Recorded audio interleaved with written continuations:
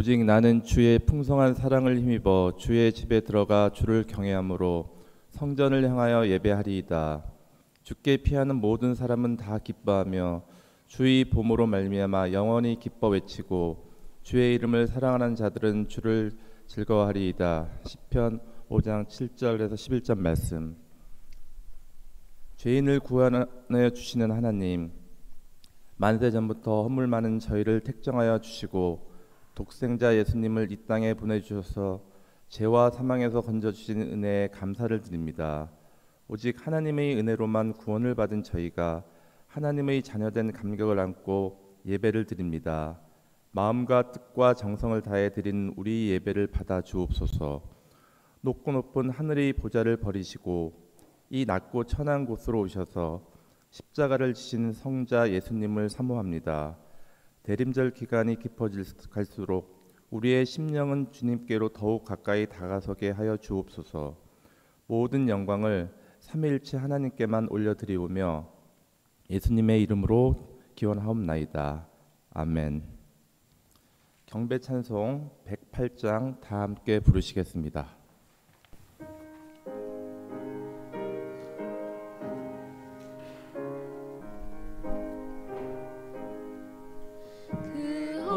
어린 주 예수 늘 자리 없어 그 귀하신 몸이 고요에 있네.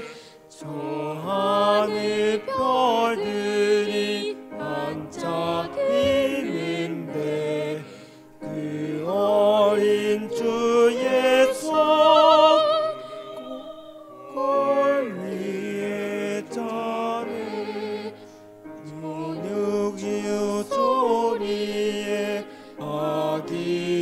함께나 그 순하신 예수 오시지 않네.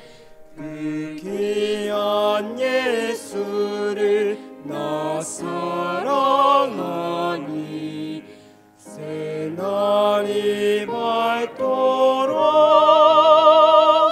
함께 주소서. 주 예수 내 곁에 가까이 계셔 그 한없는 사랑을 베푸시고 온 세상 악의를 다 품어주사 주 품 안에 안겨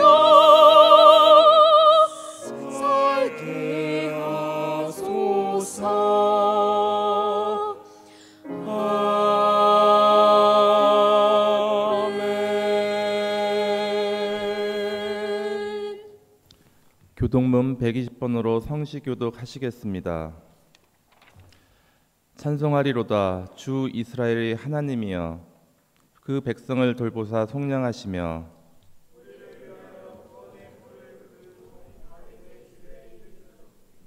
이것은 주께서 예로부터 거룩한 선지자의 입으로 말씀하신 바와 같이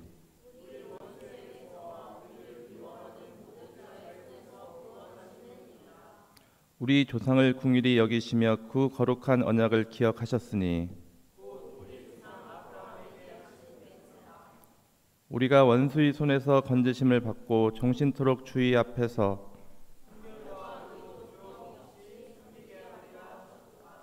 이는 우리 하나님의 긍휼로 인함이라. 이로써 돕는 해가 위로부터 우리에게 임하여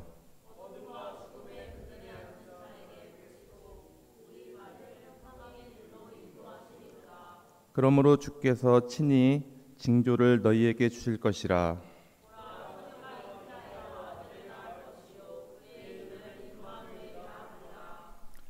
사도신경으로 신앙 고백하시겠습니다. 나는 전능하신 아버지 하나님 천지의 창조주를 믿습니다. 나는 그의 유일하신 아들 우리 주 예수 그리스도를 믿습니다. 그는 성령으로 잉태되어 동정녀 마리아에게 나시고 본디오 빌라도에게 고난을 받아 십자가에 못 박혀 죽으시고 장사된 지 사흘 만에 죽은 자 가운데서 다시 살아나셨으며 하늘에 오르시어 전능하신 아버지 하나님 우편에 앉아 계시다가 로부터 살아있는 자와 죽은 자를 심판하러 오십니다. 나는 성령을 믿으며 거룩한 공교회와 성도의 교제와 죄를 용서받는 것과 몸의 부활과 영생을 믿습니다. 아멘. 최경자 목사님께서 대표 기도해 주시겠습니다. 사랑과 은혜가 많으신 하나님 아버지, 감사와 찬양과 영광을 주님께 올려드립니다. 하나님 앞에 설 자격도 없는 우리를 놀라운 은혜의 보혈로 자녀 삼아 주시고 예배의 자리로 불러주셔서 하나님을 찬양하며 기도하게 하시니 참으로 감사합니다. 날마다 새로운 삶을 살게 하셔서 아침에 눈을 뜨고 숨을 쉬고 밥을 먹고 일하게 하셨습니다. 이 보통의 삶을 사는 것이 얼마나 큰 기적인지 알게 하옵소서. 하나님의 은혜가 아니면 우리는 한순간도 설 수 없는 연약한 존재임을 고백하며 주님의 은혜를 놓치지 않고 살도록 도와주시옵소서. 인간적인 욕심과 정욕으로 인해 자꾸만 세상이 정한 기준과 세상의 가치에 마음을 빼앗기고 세상 속에서 살아가려면 조금은 타협할 수밖에 없다고, 어쩔 수 없다고 말하지 않게 하여 주시옵소서. 그런 우리의 모습을 안타깝게 보시며 마음 아파하실 하나님을 생각나게 해주시고 우리 마음 중심이 예수님이 주인이 되실 수 있도록 붙들어 주시옵소서. 대림절 기간입니다. 세상 모든 사람들이 기쁨과 즐거움으로 성탄절을 기다리고 있습니다. 화려한 장식과 주고받는 선물, 또 곳곳에서 들리는 캐롤, 아이들의 우상이 되어버린 산타, 하지만 정작 있어야 할 자리에 예수님은 보이지 않는 세상의 크리스마스입니다. 이런 세상에서 이날의 주인공은 예수님이라고 담대하게 말하는 그리스도인들이 되게 하여 주시고 주님이 오신 성탄의 의미를 깊이 묵상하고 성탄을 맞는 주님의 사람들이 되게 하여 주시옵소서. 이 시간 청년들과 다음 세대를 위하여 기도합니다. 날이 갈수록 교회가 부끄럽다고 기독교인들이 창피하다고 말하는 젊은 세대들이 많아지고 있습니다. 그들에게 손가락질하는 사람들이 아니라 먼저 무릎 꿇고 회개하며 그들을 품고 중보할 수 있도록 도와주시옵소서. 또한 세계 곳곳에서 일어나는 전쟁을 멈추게 하여 주시옵소서. 권력자들의 욕심에 쓰러져가는 많은 생명들을 불쌍히 여겨주시고 이러한 현실에서 그리스도인들은 어떻게 기도해야 할지 알게 하시고 주님의 능력을 우리를 통해 펼쳐 주시옵소서. 오늘 말씀 전하실 교수님을 성령님으로 통하여 붙잡아 주셔서 하나님 마음에 합한 것들이 선포되어지도록 붙잡아 주시옵소서. 예배하는 모든 성도들이 하나님과 더 가까워지며 예배 후의 삶도 인도하여 주시옵소서. 예배를 위해 보이지 않는 곳에서 헌신하는 일꾼들의 수고를 기억하여 주시고 축복해 주시옵소서. 이 모든 말씀 우리를 사랑하시는 예수님의 이름으로 기도드립니다. 아멘. 언주 선생님께서 성경 봉독해 주시겠습니다. 오늘 하나님께서 주신 말씀은 마태복음 1장 23절, 이사야 7장 14절입니다. 보라, 처녀가 잉태하여 아들을 낳을 것이요 그의 이름은 임마누엘이라 하리라 하셨으니 이를 번역한즉 하나님이 우리와 함께 계시다 함이라. 그러므로 주께서 친히 징조를 너희에게 주실 것이라. 보라, 처녀가 잉태하여 아들을 낳을 것이요 그의 이름은 임마누엘이라 하리라. 이는 하나님의 말씀입니다. 하늘연 성가대의 특별 찬양이 있겠습니다.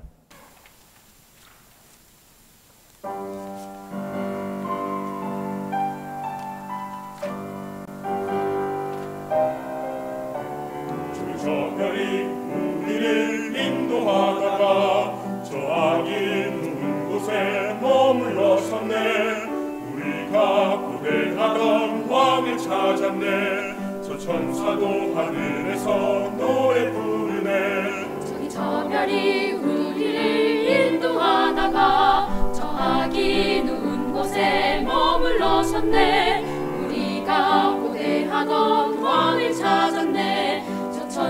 또 하늘에서 노래 부르네.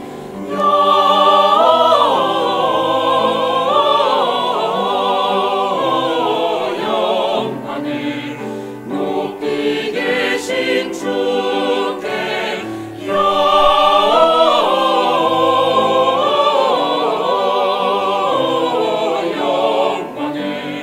높이 계신 주님께. 너는 황금을 물약을 나는 유황을 드려 저하기 메시아께 경배하리라.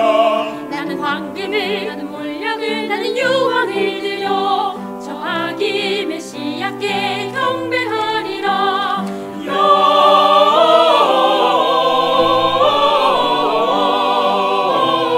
영광을 높이 계신 주께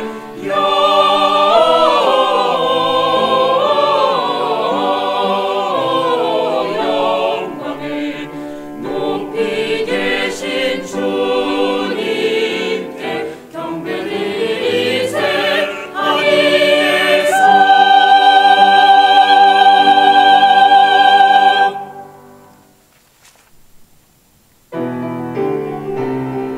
생노에 생노에 주셨다. 생노에 노래하세 크리스마스 노래해 노래. 모두 기뻐 찬양하니 나셨다. 기뻐 노래 많이 나셨도다. 노래하세 크리스마스 노래해 노래. 천사 전하 영대 두고서 어서 가라 베들레헴 어린 양 보라. 기뻐 노엘 왕이 나셨도다. 노래하세 크리스마스 노래해 노래.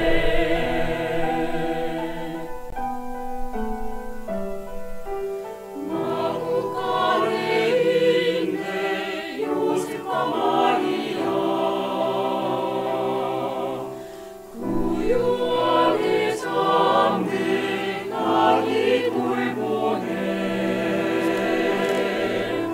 기뻐 노엘 왕이 나셨도다. 노래하세 크리스마스 노래해 노래.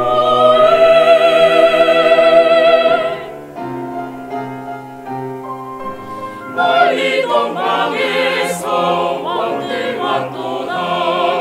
귀한 예물 들고 별 따라 왔도다. 기뻐 노엘 왕이 나셨도다. 노래하세 크리스마스 노래해 노래. 노래하세 크리스마스 노래해 노래.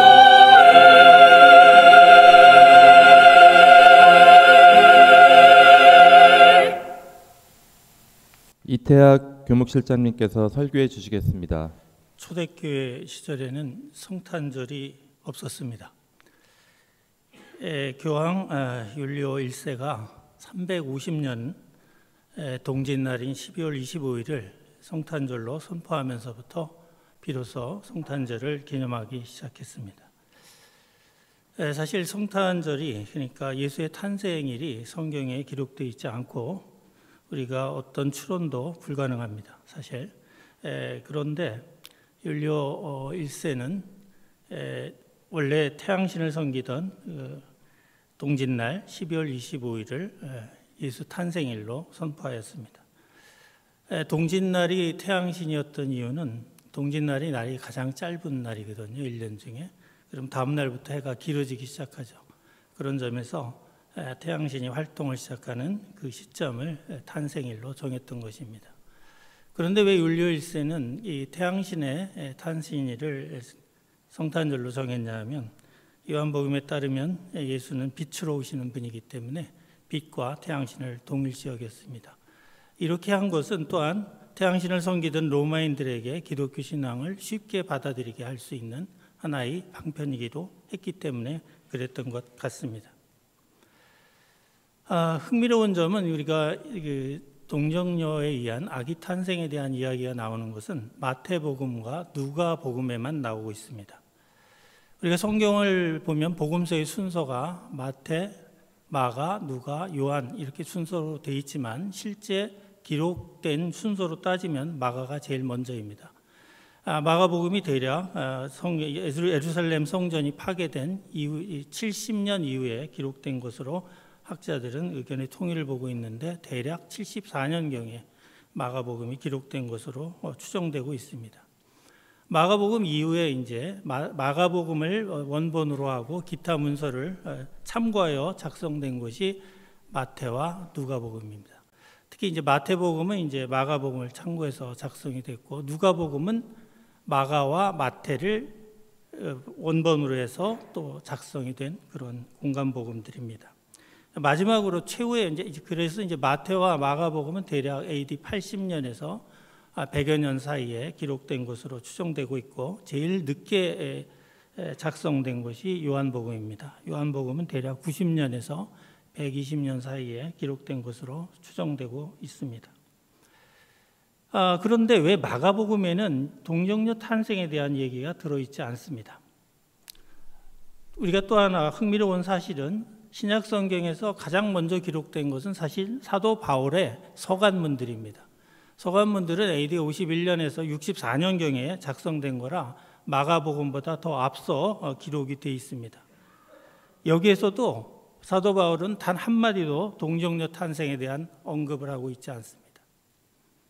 그렇다면 동정녀 탄생이 사도 바울의 어떤 면에서 본다면 기독교를 바울 종교라고 할 만큼 바울이 차지하는 비중이 큼에도 불구하고 왜 바울은 동정녀에 대한 이야기를 한마디도 언급하지 않았던 것일까? 우리가 의문을 갖지 않을 수가 없습니다. 그래서 많은 학자들은 사도 바울은 동정녀에 대한 이야기를 듣지 못했을 거라고 얘기합니다. 또한 마가복음의 저자 마가도 역시 동정녀에 대한 이야기를 알지 못했다고 이야기하고 있습니다. 그렇다면 동정녀 탄생에 대한 이야기는 순수하게 마태가 지어낸 이야기다라고 얘기하고 있습니다. 그리고 누가는 마태를 따라서 그대로 기록했다 하는 것들이 진보적인 학자들 사이에서 들리는 이야기입니다. 나름 설득력이 있다고 생각합니다. 특히 이제 마태와 누가가 이 동정녀에 대한 이야기를 넣은 데는 나름의 이유가 있습니다. 마태는 마태복음을 기술한 목적이 유대인 신자들을 향한 것이었고 누가는 이방인 신도들을 향한 것이었습니다. 마태는 특히 예수가 복음 구약에 예언돼 있던 메시아임을 이야기하기 위해서 특별히 동정녀에 관한 이야기를 넣었다고 얘기합니다. 그래서 오늘 같이 제가 성경 본문으로 넣어드린 이사야 7장 14절이 바로 그 근거입니다. 똑같죠? 여기 보면 보라 처녀가 잉태하여 아들을 낳을 것이요 그의 이름을 임마누엘이라 하리라 이렇게 되는 구절인데 이사야 이것이 마태복음 1장 23절에 똑같이 나옵니다. 그러나 우리가 성경학자들에 따르면 이사야 7장 14절에 나오는 처녀는 사실 히브리어로 하면 처녀라고 한다면 베툴라라는 단어를 써야 되는데 사실은 처녀라는 뜻이 아니라 여성이라는 의미의 알마라는 단어를 쓰고 있습니다. 따라서 마태가 의도적으로 여기다가 처녀라는 말을 쓴 것으로 추정이 됩니다. 특히 그가 처녀라는 말을 썼던 이유는 만약 예수가 요셉의 후손이라고 한다면 요셉의 원죄가 그대로 물려지기 때문에 십자가에서의 예수의 죽음은 곧 그의 죄에 의한 죽음일 뿐이지 인류의 대속을 위한 죽음이 될 수 없었기 때문에 결국 여기다 처녀라는 말을 쓴 것으로 추정된다고 진보적인 학자들은 그렇게 주장하면서 동정녀 이야기는 순전히 마태가 만들어낸 창작이다 이렇게 얘기하고 있습니다. 그런데 왜 누가는 동정녀 이야기를 그대로 따라 썼을까요? 여기에 또 이유가 있습니다. 이방인들에게 예수가 신임을 이야기하기 위해서는 당시 그리스 사람들의 사고방식이었던 우리가 예를 들면 왕이라든가 전설적인 영웅들의 신의 아들이라고 얘기할 때 그것은 인간의 아닌 신의 아들이라고 할 때 보통 처녀 탄생 이야기를 사용하기 때문에 그렇습니다. 그래서 누가는 이방인들에게 예수가 신임을 이야기하기 위해서 동정녀 이야기를 마태가 말한 동정녀 이야기를 그대로 따랐던 것으로 보입니다. 저는 개인적으로 성경에서 말하는 기적이 실제로 일어나지 않는다고 생각하지는 않습니다. 일어날 수 있다고 여전히 생각합니다. 그러나 오늘날 대부분의 과학의 세례를 받은 현대인들의 관점에서 동정녀 탄생의 이야기를 한다면 사실 이야기를 액면 그대로 받아들일 사람은 제가 볼 때 많지 않다고 생각합니다. 그러나 여기서 제가 오늘 이야기하고 싶은 것은 동정녀 탄생이 참이냐 거짓이냐를 따지기보다는 이 마태나 누가가 이 동정녀 탄생의 이야기를 왜 성경에 넣었을까를 우리 생각해 보자는 겁니다. 우리가 손가락으로 달을 가리키는데 보라는 달은 보지 않고 손가락만 바라본다면 그것은 분명 잘못된 것이라 생각합니다. 그런 관점에서 저는 오늘 이 동정녀 마태복음과 누가복음에 나오는 동정녀 탄생의 이야기가 담고 있는 메시지에 주목하려고 합니다.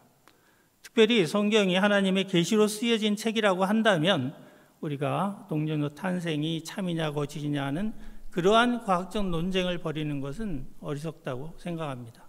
어차피 성경책은 과학책도 아니고 여기에는 분명한 하나님의 지혜와 우리에게 전하고자 하시는 가르침이 있기 때문에 그것에 우리가 주목할 필요가 있다고 생각합니다. 저는 적어도 이 이야기에는 세 가지의 메시지가 담겨 있다고 이렇게 생각합니다. 첫째는 우리가 성경 마태복음 1장 23절 오늘 그 주보에 적힌 말씀을 보면 보라 처녀가 잉타하여 아들을 낳을 것이요 그의 이름은 임마누엘이라 하리라 하셨으니 이를 번역한즉 하나님이 우리와 함께 계시다 함이라.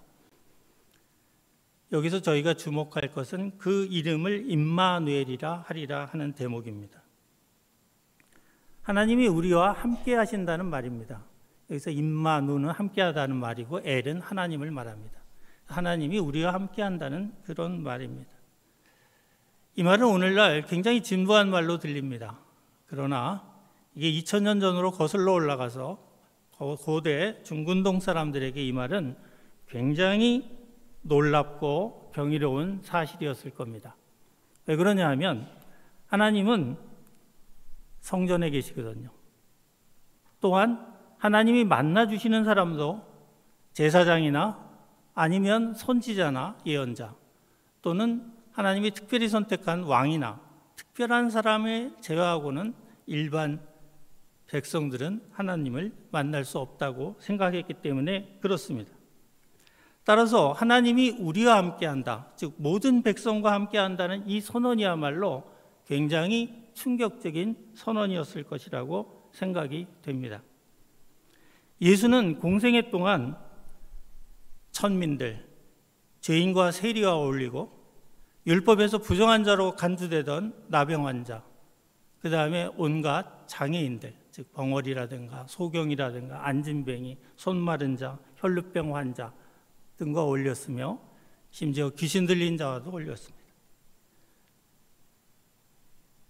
그리고 또 예수님이 어울렸던 그 모든 사람들과의 그 만남의 장소에는 늘 기적이 따랐습니다. 이것은 하나님께서 그 자리에 함께 하셨다는 것을 선언하고 있습니다.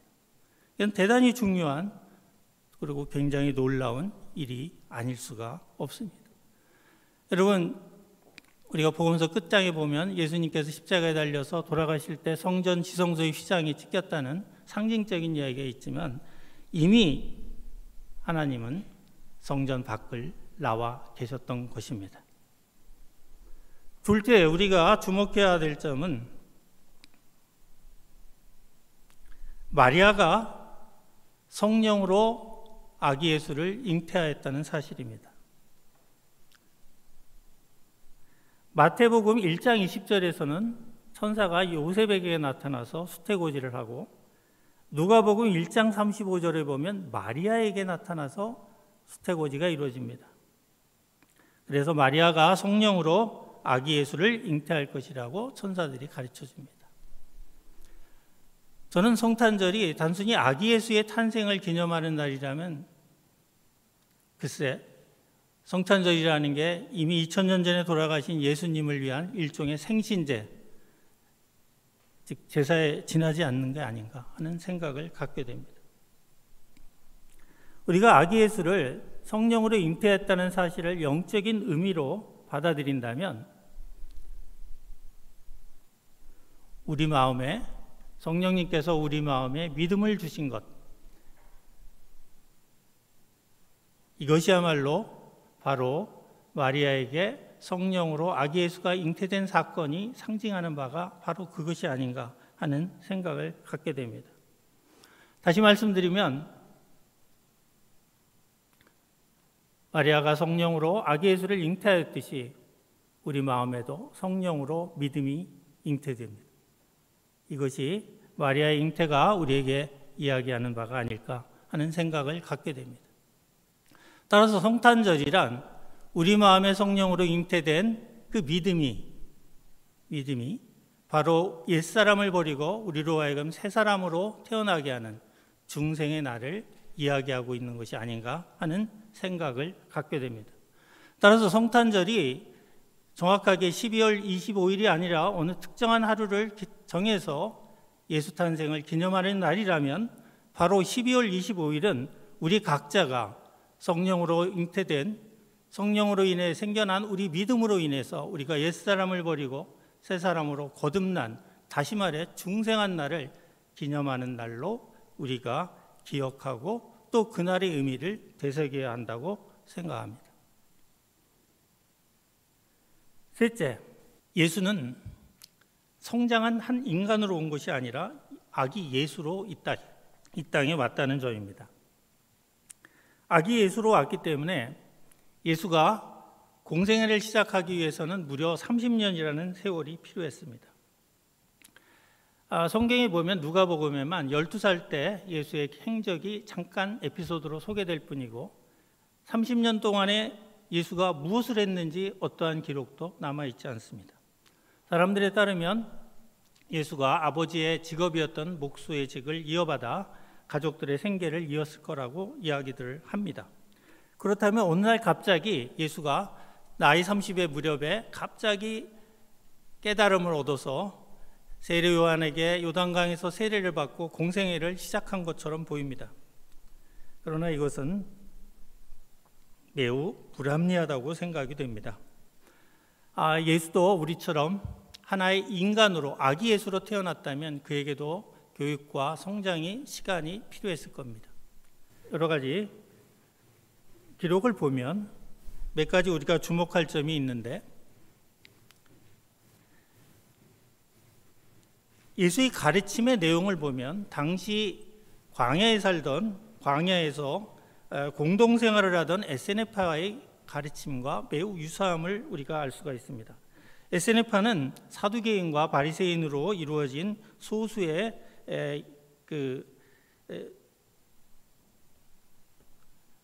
집단이었는데 이들은 사막에서 생활을 하면서 수도를 했습니다.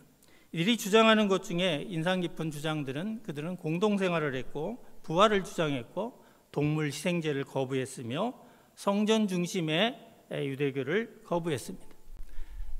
그들이 가르친 내용도 상당히 예수의 가르침과 유사함을 알 수가 있습니다. 또한 예수께서 공생애를 시작하는 것이 바로 또한 에세네파의 이론임이 분명한 세례 요한의 세례를 받으면서부터 공생애를 시작했다는 사실을 우리가 주목해 볼 때 예수가 어느 날 갑자기 목수일을 하다가 갑자기 공생애를 시작했다고 보는 것은 상당한 문제가 있고 사실은 에세네파의 이론으로 어느 날 어린 시절 이 공동체에 가담하여 교육을 받고 그 다음에 그의 공생애를 시작한 것이 아닌가 하는 생각을 갖게 됩니다. 예수는 공생애를 시작한 첫 번째 그의 행적이 나옵니다. 요한복음에만 기록된 가나의 혼인잔치의 기적인데 첫 번째 예수께서 행한 첫 번째 기적이 가나의 혼인잔치의 기적입니다. 혼인잔치란 우리가 영적으로 또는 성서적으로 볼 때 하나님과 인간의 만남이고 구원의 잔치를 상징합니다. 혼인에 필요한 것은 두 사람 간의 사랑이죠. 그리고 혼인잔치를 통해서 두 사람이 언약을 맺고 그 결실이 바로 생명이 됩니다. 우리가 혼인잔치의 가장 핵심적인 요소가 바로 포도주입니다. 잔치에는 포도주가 빠질 수가 없죠. 그런 점에서 예수께서 포도주를 만드셨다고 하는 것은 그의 공생애의 사역이 바로 사랑과 언약과 생명에 주력함을 여기서 예표하고 있음을 우리가 알 수가 있습니다.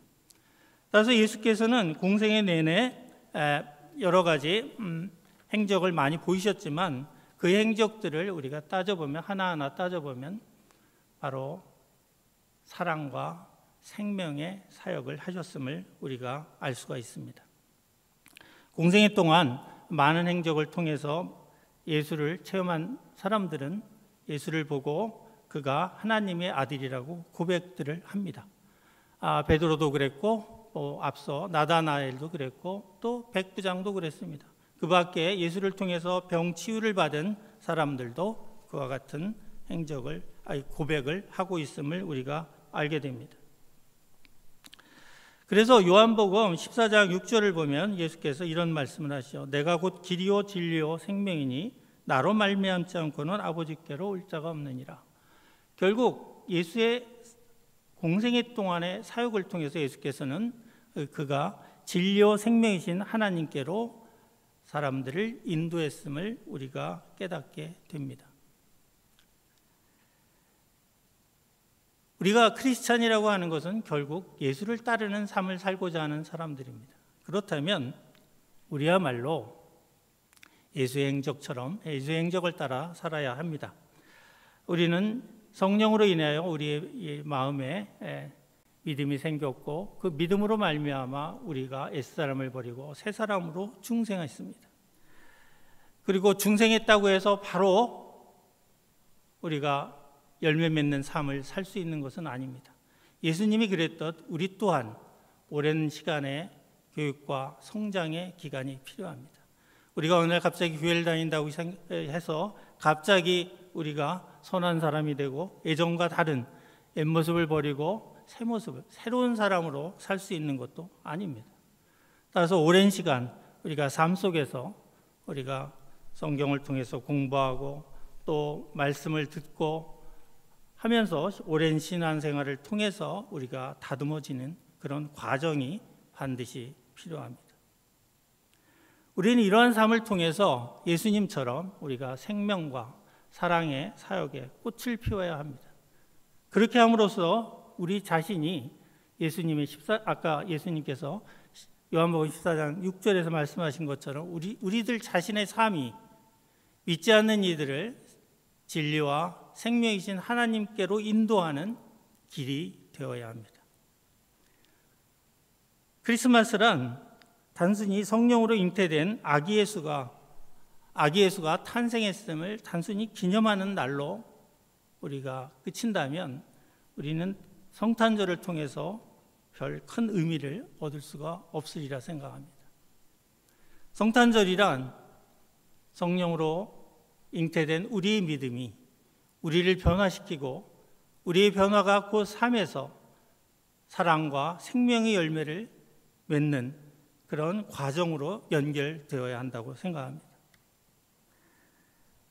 바로 이것이 성탄절에서 선포된 임마누엘의 하나님, 우리와 함께 하시는 하나님을 증거하는 삶이기도 합니다. 크리스찬으로서의 우리의 삶은 바로 임마누엘의 하나님을 증거하는 삶이어야 하고 성탄절은 바로 이러한 우리의 소명을 일깨우고 우리가 마음속에 되새기는 그러한 시간이 되어야 한다고 생각합니다. 잠시 기도하시겠습니다. 사랑과 은혜가 충만하신 하나님, 오늘 성탄절을 맞아 예수 탄생의 의미를 되돌아보았습니다.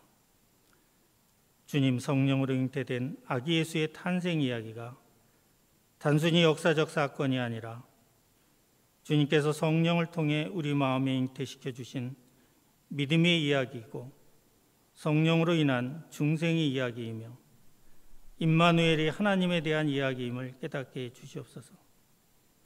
주님 부르시는 그날까지 주님의 가르침대로 사랑과 언약과 생명의 꽃을 피우며 살기 원합니다. 우리의 삶이 믿지 않는 이들에게 그리고 구원이 필요한 이들에게 진리와 생명이 되신 하나님께로 인도하는 길이 되기를 간절히 소망합니다. 주님 우리와 함께 하시며 우리의 손을 붙잡아 주시고 우리의 길을 친히 인도해 주시옵소서. 우리 주 예수 그리스도의 이름으로 기도합니다. 아멘. 은혜의 말씀 감사합니다. 양순중 목사님께서 환영 및 광고해 주시겠습니다. 기도의 제목들을 나누도록 하겠습니다. 세계 곳곳에서 분쟁과 전쟁이 끊이지 않고 있습니다. 국제 정세가 매우 불안하고 또 한반도의 분위기도 매우 좋지 않습니다. 주님의 평화가 온 세계와 또 우리 한반도에도 임하기를 기도해 주시기 바랍니다.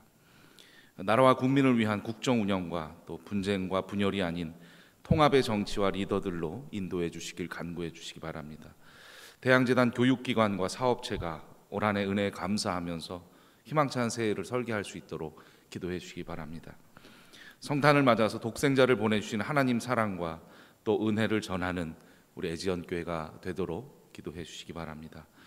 공지사항입니다. 애지연교회 예배에 참여해 주셔서 감사합니다.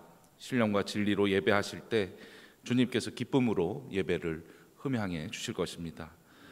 예수 그리스도의 오심을 축하하며 감사하시기 바랍니다. 사랑과 섬김의 모습으로 오신 예수 그리스도 성육신의 의미를 우리의 삶과 신앙에서 실천해 가시기 바랍니다.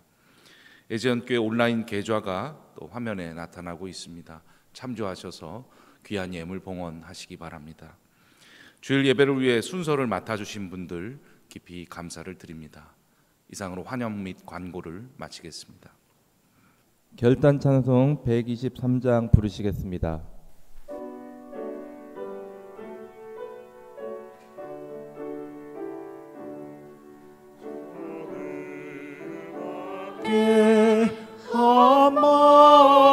한밤중에 양틈에 차던 목자들 천사들이 전하여 준 준하신 소식 들었네. 노엘 노엘 노엘 노엘 이스라엘 왕이 나셨네. 동방이 별 하나가 이상한 빛을 비추어 이 땅이 그 영광이 무단한 징조 보였네. 노엘 노엘 노엘 노엘 이스라엘 왕이 나셨네. 그 한 별이 베들레헴 향하여 바로 가더니 아기 예수 노신 그 위에 오르자 멈췄네. 노엘 노엘 노엘 노엘 이스라엘